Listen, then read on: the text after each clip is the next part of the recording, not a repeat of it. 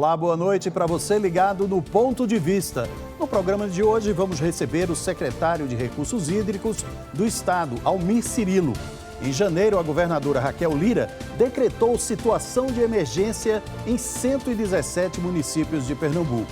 E foi por isso que nós pedimos essa entrevista ao secretário Almir Cirilo. E eu começo lhe perguntando, secretário, o que foi que aconteceu de diferente agora para que a governadora tomasse essa medida? Boa noite e muito obrigado pela gentileza de ter aceitado o nosso convite. Boa noite, Fernando. Boa noite, senhores ouvintes. É uma satisfação estar aqui com os senhores.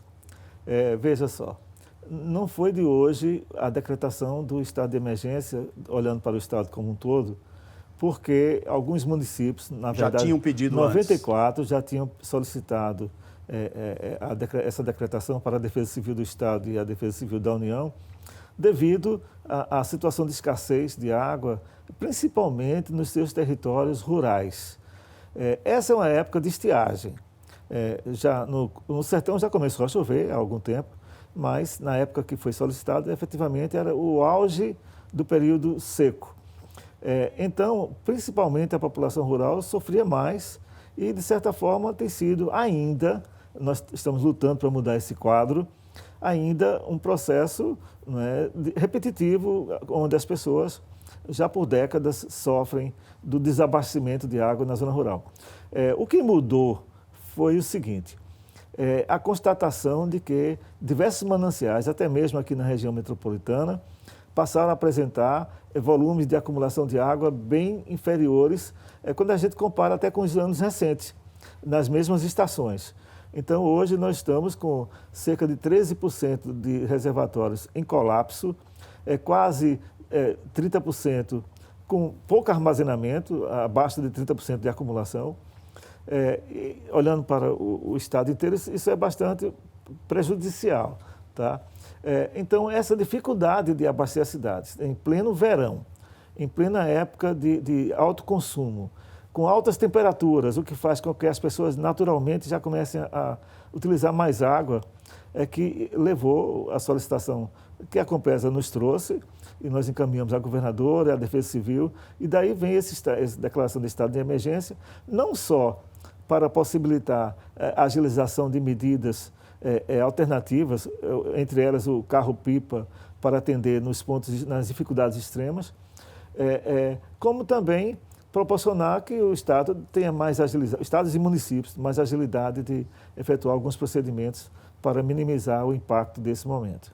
Muito bem, secretário. Nós temos algumas imagens que foram fornecidas pela própria Compesa. Vou pedir agora para... Já estamos mostrando essas imagens aqui e são imagens de alguns reservatórios, né? Qual é a pior situação desses reservatórios hoje? É o de Pirapama, é o de Tapacurá, Itinga, né? Tem Jucazinho. Qual a situação deles hoje? Aqui na zona costeira, o problema está mais grave nos reservatórios de Bita e Utinga, que abastecem boa parte ali das cidades no litoral sul, e o complexo de Suape. No Agreste Setentrional, nós temos gravíssima situação no reservatório Jucazinho. O Jucazinho é o principal manancial de água para aquela região. São diversas cidades abastecidas a partir do Jucazinho. E hoje o Jucazinho está com quanto? 5%. Muito então, pouco. Muito pouco. Agora, isso não é de hoje, porque o que acontece com os grandes mananciais do semiárido brasileiro é que, depois de uma seca longa, eles demoram a se recuperar. Hoje, reservatórios importantes espalhados em outros estados também tem acontecido isso. O ano passado, o Jucazinho, com as chuvas de um ano regular, o ano passado tivemos um ano regular de chuvas, mesmo no Agreste, mesmo no semiárido, ele chegou a 20 e poucos %, mas não está longe de recuperar a sua capacidade efetiva para o abastecimento. As últimas vezes que Jucazinho encheu foi em 2010 e 2011. Olha, já fazem 14 anos. Muito tempo já. É isso. Então, uma seca longa gera esse tipo de situação. E é por isso que nós estamos fazendo grandes intervenções, trazendo água de grande distância, para tornar essas cidades menos susceptíveis a desabastecimentos como esse que a gente está vivendo agora. Diante desse quadro que o senhor explicou agora, com vários dos reservatórios em situação crítica, era inevitável decretar o estado de emergência, então? Também até para termos uma motivação de pedir ao cidadão que coopere com esse momento, evitando consumos excessivos. É natural que, na medida em que o abastecimento melhora, as pessoas passam a gastar mais água, né? Então, existe sempre essa relação de consumo conforme a necessidade, né, ou a disponibilidade de um determinado momento. Então, além das medidas que a gente está adotando, por exemplo, a Compesa vai triplicar a quantidade de carros-pipa para atender emergencialmente algumas cidades mais sacrificadas. Isso requer que a gente vá atrás e torne mais flexíveis os processos de contratação, etc. Por isso que a gente precisa fazer isso. Mas também uma boa motivação para convocar a sociedade a participar desse esforço. Um caso curioso, eu tenho 2 netinhos, então o mais velho, 9 anos, fez 10 anos ontem, ele chegou para o mais novo que estava tomando banho e disse, Bernardo, fecha o chuveiro, você não ouviu dizer que nós estamos em estado de emergência por falta de água?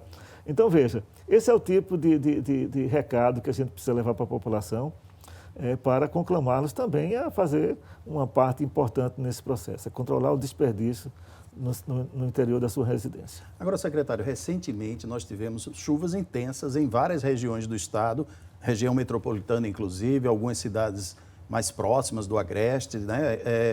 E essa água que provoca alagamentos nessas cidades, né? Inclusive no Recife, região metropolitana, essa água não é captada pelos reservatórios, ela não chega aos reservatórios. Quais são as barreiras que captam essa água da chuva? Veja, isso é o estado controverso que a gente tem do ponto de vista climático. Não está chovendo no lugar certo. Por aí. Não é, digamos, decente a gente dizer que não está chovendo no lugar certo. Precisa chover em todo canto, né? Tanto é que as temperaturas aqui baixaram, né? E apesar dos transtornos, é preciso entender que a chuva é um processo natural e precisa acontecer, né? Porém, há uma grande irregularidade, principalmente nas chuvas da pré-estação, que é o que a gente tem agora. Olha, eu moro em Casa Forte. Irregularidade espacial e temporal. Uhum. Eu moro aqui em Casa Forte e a chuva lá foi pouco, digamos, não intensa. foi forte. Não foi forte, né? Enquanto que outros bairros da cidade tiveram chuvas fortíssimas. Então, até dentro de uma cidade acontece essa distribuição irregular. Aí, na bacia hidrográfica, para um reservatório encher, é preciso que haja chuva intensa na região da sua bacia hidrográfica. Se a gente for olhar, por exemplo, no caso de Jucazinho, hoje eu estava na PAC acompanhando as precipitações, as chuvas no Agreste foram baixas, né? E mesmo em épocas onde chove muito em Caruaru, não chove muito na região de Santa Cruz do Capibaribe, Toritama, que é onde o senhor falou que Jucazinho está com 5%. Para Jucazinho ficar numa situação boa, tem que chover bem onde? Em toda a região entre Santa Cruz do Capibaribe, é o Alto Capibaribe, tá? A região que passa ali por Santa Cruz, Toritama, e vai avançando no sentido de Limoeiro. Então, isso é a região do Alto Capibaribe que é controlada por Jucazinho. Aí, veja, em algum momento, os mananciais vão passar a receber água, assim, principalmente agora, já no sertão, os pequenos mananciais vão recebendo água, porque a época da estação chuvosa vai acontecendo. E na medida que a chuva vai se tornando mais contínua, que formos avançando, em seguida vem o Agreste, depois o litoral, etc. Então, dias seguidos de chuva vão umedecendo mais o solo, saturando, e a precipitação acontece, o escoamento no sentido das barragens. Tá? É um processo, devemos, com essas precipitações maiores, provavelmente melhorar um pouco a situação dos mananciais, mas nada ainda que faça a reversão da situação. Então, o que hoje a gente está buscando, de uma maneira geral, é fazer ações de infraestrutura capazes de transferir água de outras regiões para essas, de maneira a tornar as cidades menos vulneráveis. Na prática, secretário, o que é que muda quando é declarado a situação de emergência? O governo pode fazer, o senhor falou aí, dispensa de licitações, né? E as ações são mais o quê? É só carro-pipa para essas cidades ou é feita alguma ação mais efetiva de abastecimento que não seja só por carro-pipa? Na verdade, antes de tudo isso acontecer, nós já estamos avançando com obras estruturadoras. Só que elas não vão chegar a tempo. Chegaram em Santa Cruz do Capibaribe, agora, há um mês atrás. Mas na maior parte das cidades não vai dar tempo ainda. Nós temos obras para chegar com água do São Francisco a Gravatá e Bezerros agora no segundo semestre. Muitas cidades ao longo da BR-232, no sentido perpendicular à BR, tem obras em andamento para abastecimento das cidades, devemos chegar a São Bento do Una muito em breve, e assim por diante. Então, veja, são ações estruturadoras para minimizar esse tipo de evento. A emergência, ou seja, nós não trabalhamos com a hipótese, né, da dependência do carro-pipa. É isso que a gente quer reduzir ao máximo possível. Até mesmo para a zona rural, hoje nós temos dessalinizadores, estamos agora fazendo contratação de 400 dessalinizadores a mais, hoje temos 250, não chegamos a 300. Vamos implantar mais 400 dessalinizadores para a população rural, instalar 600 poços que já foram perfurados, também para a população rural. Então, são ações estruturadoras. Agora, enquanto essas obras não se tornam realidade, é preciso ainda a gente trabalhar com soluções emergenciais. Mesmo as emergenciais, a Compesa está fazendo uma transposição hoje, tirando água do Rio Ipojuca para, acho que a barragem de Utinga, uma dessas, de maneira a aumentar a capacidade de acumulação dela. Secretário, as chuvas no sertão do estado geralmente acontecem entre novembro e abril. Nós já tivemos novembro, dezembro, janeiro. Está chovendo no sertão o que deveria chover ou não está chovendo? Está chovendo. Esse ano, de uma maneira geral, a expectativa da APAC até agora é que nós tenhamos chuvas entre a média e abaixo da média, o que é ruim do ponto de vista de abastecimento humano. Então, ainda não temos os números, digamos, fechados para a estação chuvosa no sertão, porque ele se estende até março, abril, mas a expectativa hoje é essa. Então, não é um bom sinal.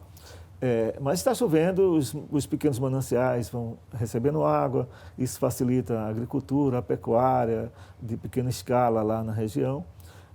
De maneira que, gradativamente, o problema vai diminuindo lá. Hoje estamos com mais de 850 carros-pipa do Exército, acompanhados pela nossa Defesa Civil Estadual, atendendo a população rural nesses 94 municípios que a gente citou, né? São essas tais ações de emergência. Pernambuco é o estado hoje do Brasil que está recebendo mais água a partir dessa operação contratada pelo governo federal.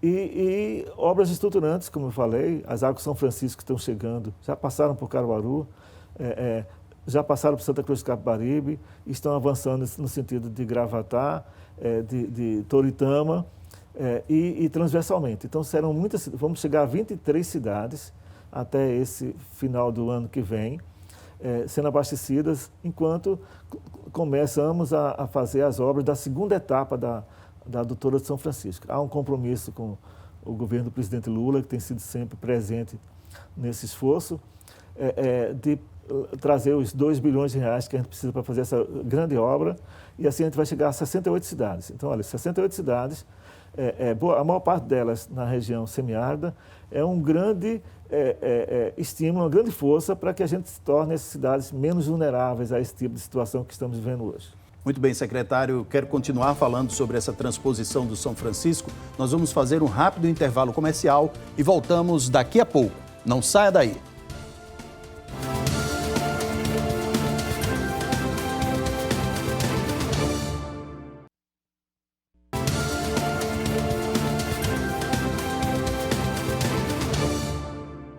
Estamos de volta com um ponto de vista, recebendo hoje o secretário de Recursos Hídricos, Almir Cirilo. Secretário, a gente estava falando da transposição, né, do Rio São Francisco. Essa transposição está beneficiando o Estado em que exatamente? Essa água tem servido para qual população do Estado? O projeto da transposição, Fernando, ele foi concebido para atender 12 milhões de pessoas no semiárido do Nordeste.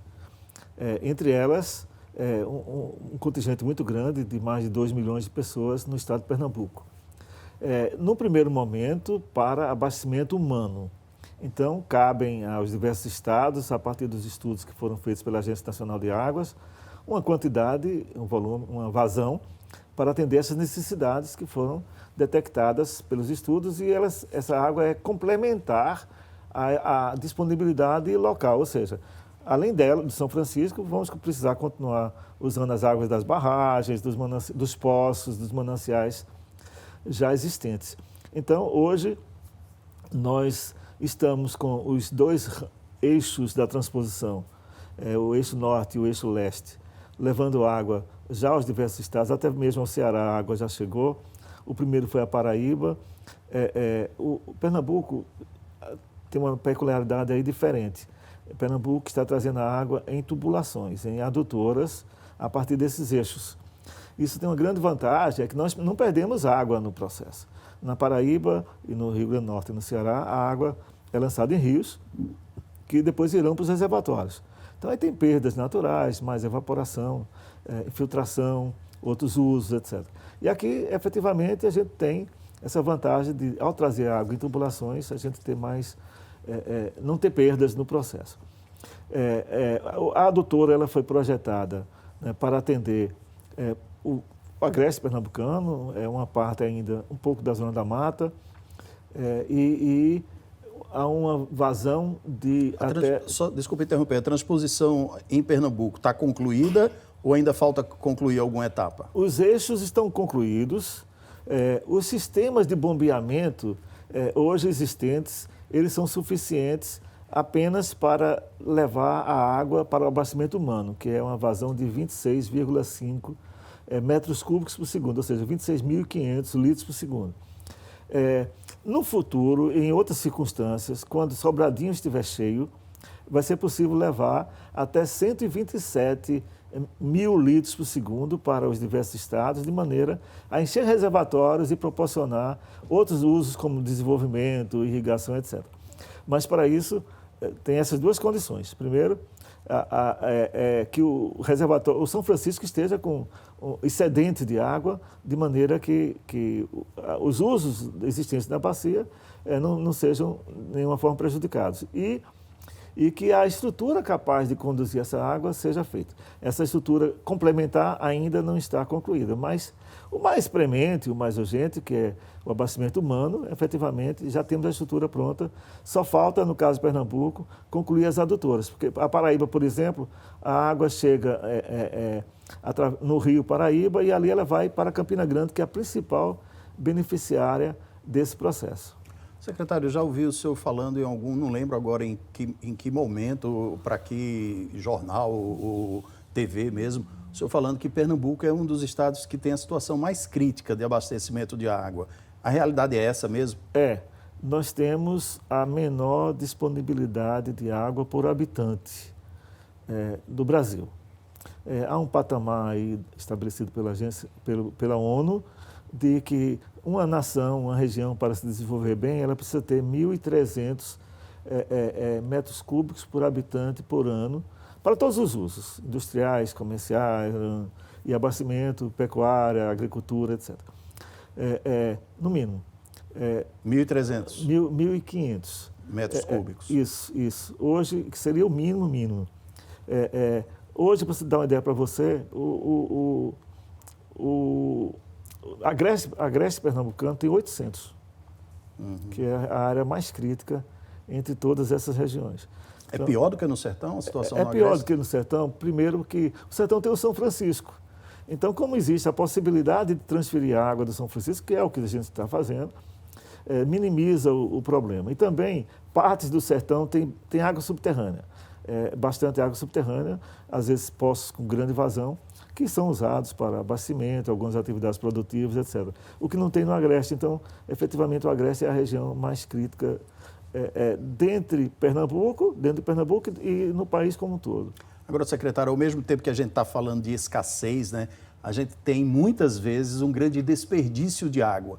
Uma fonte da Compesa até me disse que quase metade da água é perdida no processo de distribuição, cerca de 45%.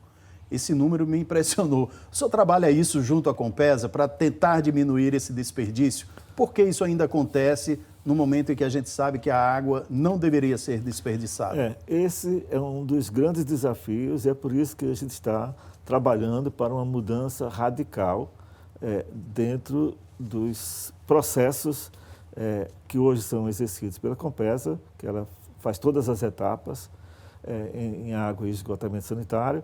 Então, nós estamos aí trabalhando com a concessão, né, buscando também reduzir o volume de perdas. Olha, isso não é só perda física, não.